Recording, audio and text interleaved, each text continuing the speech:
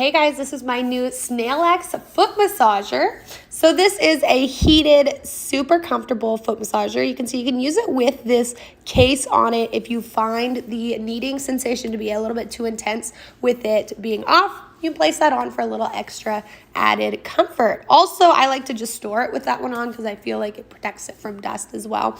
And you can easily wash that case. So super easy to get started with it. You just plug in the power cord and plug that into a wall and you can get going. So you can select to use the heating option. If your feet are a little bit cold, you can heat it up on there. You can also use it without heat. And then you can choose the level of power that you want your feet to be massaged at.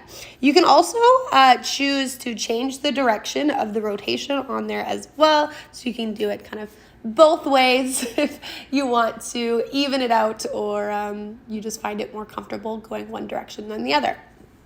Additionally, it does come with some extra sliding pads if you need to adjust the height of it, as well as this can be used as not only as a foot massager, but you can also place it upright to massage your back or maybe stretch your legs out to do your calves as well. Really cool. Check it out.